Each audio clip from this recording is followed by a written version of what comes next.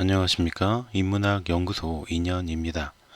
이번 시간에는 우리 역사 속의 범죄자들 그 25번째 시간 5대양 집다 변사 사건 그리고 세월호에 대한 이야기를 나누어 보도록 하겠습니다. 이미 이전에 제가 사회비교의 어떤 무서움 그리고 무지함 이런 것들에 대해서 백백교 사건을 설명드리면서 한번 이야기했던 적이 있습니다.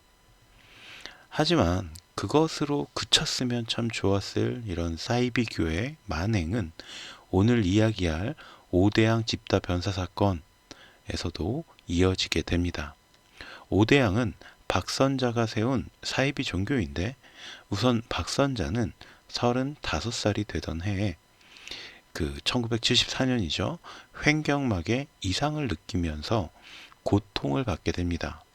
그러나 그것이 치료되는 그런 경험을 했다고 주장을 하죠. 그리고 나서 이후부터는 신이 나 자신과 함께 한다 라고 믿게 된 그녀는 신학교에 입학을 했고 우리나라 기독교에서 대표적인 이단으로 손꼽는 여호와의 증인에 입교하게 됩니다. 그리고 또한 훗날 세월호 사건으로 널리 알려진 유병원의 구원파에도 출석하면서 그 자신만의 어떤 교리를 만들어가게 됩니다.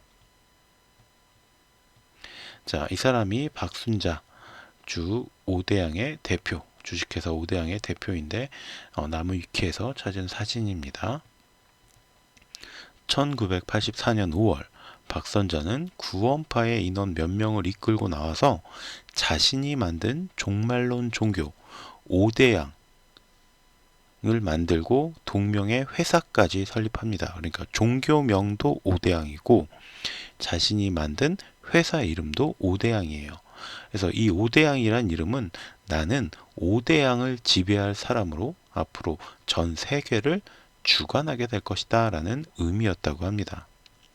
5대양이라는 이 업체는 민속 공예품을 만드는 회사로 시작이 됐지만 이후에는 수입품 판매점을 열면서 사업을 확장하게 되었고 1988년에는 올림픽 공식 협력 업체로 지정이 되기까지도 합니다. 그리고 이후에 점점 사업을 확장하면서 대전과 용인에도 공장을 마련하게 되었고 유치원과 양로원, 고아원 건물들을 사들이거나 임대해주면서 사회사업가로 명성을 얻기도 합니다. 그리고 그런 덕분에 그녀는 남성들도 어려웠던 사업을 성공시키고 또 어려운 사람들을 돕는 어떤 당시 여성들의 워너비, 롤 모델로 평판을 쌓게 되었죠. 하지만 사실을 알고 보면 그 내면은 매우 추악했다고 합니다. 우선 그녀가 운영하던 고아원의 아이들은 모두 신도들의 자녀들을 고아로 위장했던 것이고 그녀는 그 아이들에게 너희에게 부모는 없고 나 박순자만이 진짜 어머니다 라고 세뇌를 시켰다고 해요. 양로원의 노인들도 역시 신도들의 부모였죠. 또한 신도와 그 가족들을 모두 집단으로 생활하게 했고 서로가 서로를 감시하면서 그 행적을 보고하게 만들었다고 합니다. 거의 무슨 북한이죠. 게다가 한 달에 한 번 반성의 시간이라는 것을 마련해서 본인 스스로 규율을 어긴 것을 실토하거나 주변인들을 고발해서 집단 구타를 하기도 했고 이 과정에서 사람들이 죽어나가기까지 했다고 합니다. 자, 이게 꼬리에 꼬리를 무는 그날 이야기 2020년 11월 26일 방송 캡처분이에요. 이게 거의 군대죠. 점호하듯이 이렇게 함께 기숙생활을 하면서 생활을 했다고 합니다. 겉으로 보기에는 성공한 여성 사업가였지만 실제적으로 이 회사의 매출은 형편이 없는 수준이었고 성도들의 어떤 헌금으로 생활을 했다고 알려집니다. 하지만 신도들은 이런 박선자를 완벽하게 믿었고요. 가족 사이의 관계를 끊기 위해서 자녀들이 부모들을 폭행하도록 시켰음에도 이들은 이런 행동에 순순하게 응했다고 합니다. 하지만 이들의 이런 무지한 생활이 계속될 수는 없었겠죠. 1986년 일본의 한 전자부품 회사와 합작을 하기 위해서 7억이라는 엄청난 돈을 투자했는데 이것들은 사기꾼들의 사기였다고 합니다. 결국 이 손해를 메꾸기 위해서 박선자는 신도들에게 사채를 끌어오라고 명령을 했고요. 신도들은 여기저기에서 돈을 빌려다가 박선자에게 바치게 됩니다. 이때 박선자가 끌어모은 돈이 170억에 이를 정도였다고 하니까 그때 그 신도들이 얼마나 열성적으로 돈을 가져다 바쳤는지를 짐작할 수가 있습니다. 하지만 이 모든 것이 다 빚이었고요. 빚을 갚지 못한 박선자에게 약 5억 원을 빌려줬던 이상배란 인물이 찾아가 빚을 갚으라 라고 독촉하는 일이 벌어집니다. 이게 1987년 8월에 있었던 일이라고 해요. 이상배의 딸 부부도 오대양에 속해 있었기 때문에 이렇게 돈을 빌려주게 됐던 거죠.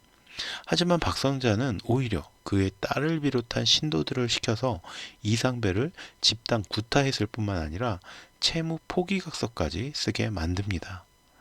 그러니까 협박하고 폭행하고 그랬다는 거예요. 감금도 했겠죠, 당연히. 이상배는 분을 참지 못하고 경찰에 신고를 하게 되었고요. 이 사실이 언론에 알려지면서 다른 채권자들도 너도 나도 박순자와 오대양을 고소하면서 박순자는 완전히 코너에 몰리게 됩니다. 어차피 돈을 갚을 능력은 없었고요. 경찰과 언론까지 압박을 하기 시작하니까 박순자는 신도들과 함께 가족 80여 명을 오대양 용인 공장으로 불러들입니다. 그리고 자신과 자신의 자녀들, 또 투자금을 가장 많이 끌어모았던 인물들까지 총 32명을 선발했고요. 이 사람들을 식당 건물 천장에 마련해 두었던 빈 공간으로 올려보내고 나머지는 공장 창고 구석에 숨어라 라고 시킵니다.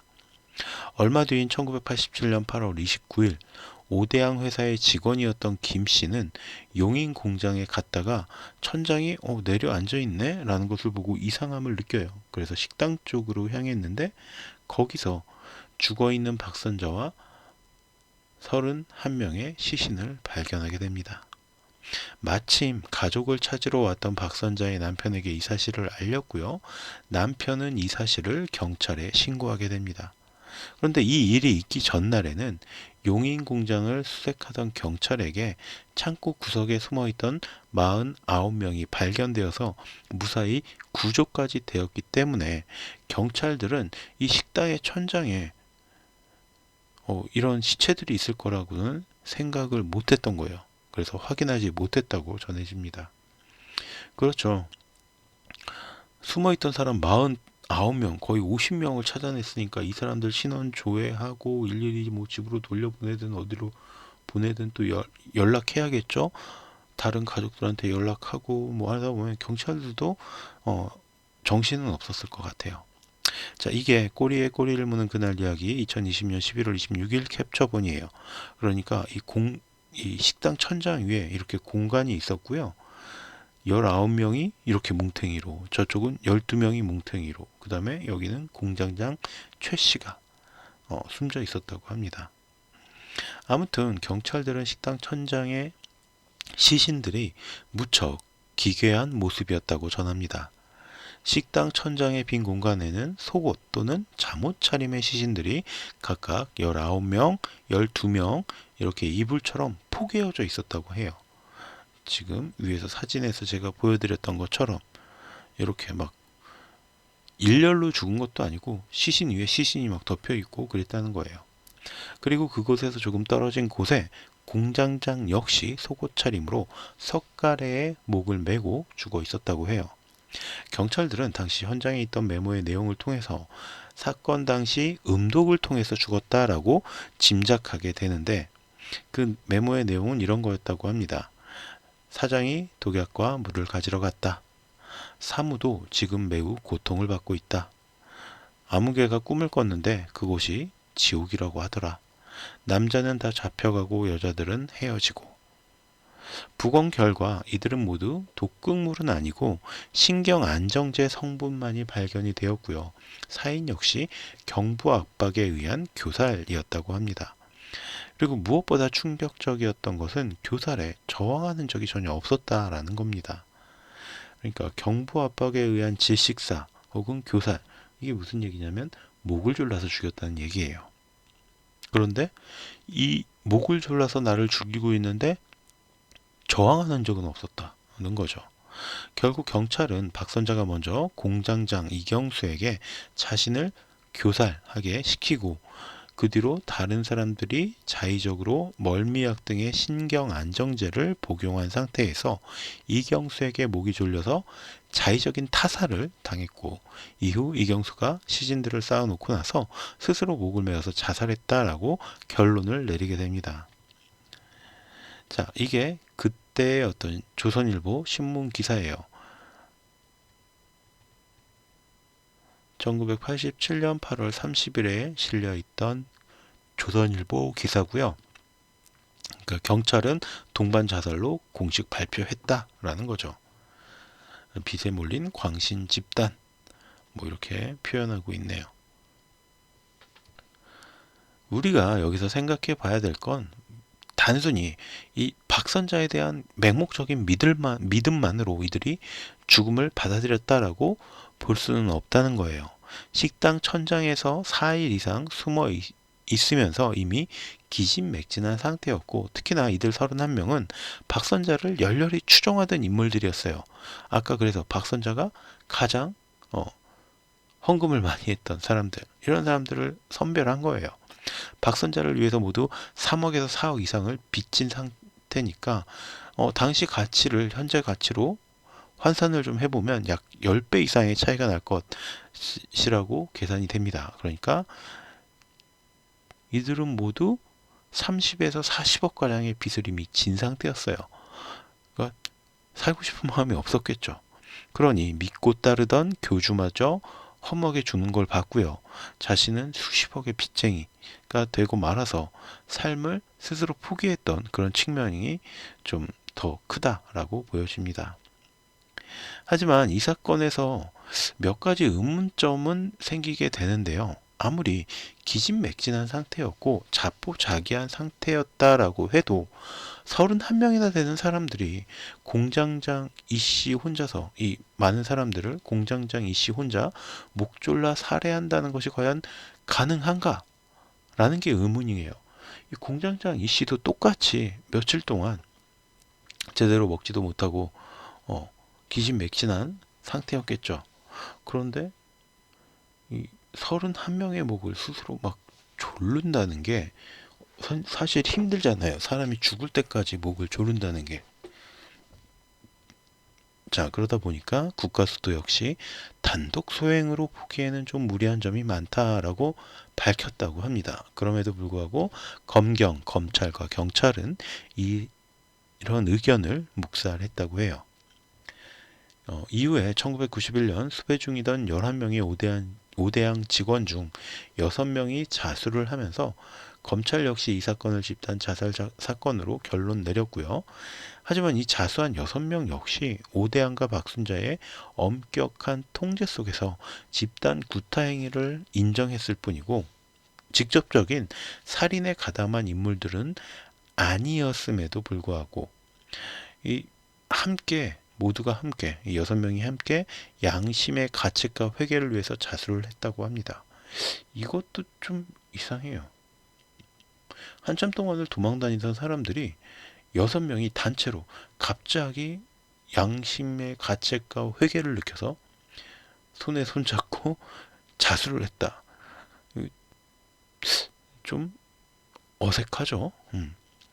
그래서 많은 사람들이 배후 세력이 있을 것이다 라는 의심을 했는데, 경찰의 조사는 이루어지지 않았다라고 합니다. 그러니까 배후 세력이 시켰다라고 보는 거죠. 니네 6명이 그냥 자수해버려, 뭐 이런 식으로.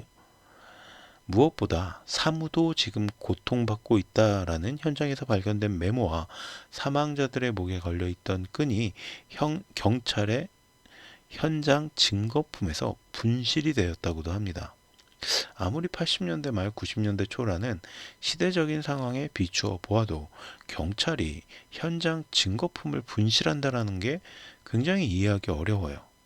게다가 당시 현장에 있던 생존자 할머니 한 분은 당시 사건 현장에 박순자의 남편과 박순자의 동생 등도 있었다라고 증언을 했는데, 이후에 이 사람들은 어떤 40대 남자가 데려간 뒤에 이 할머니가 실종이 됐어요.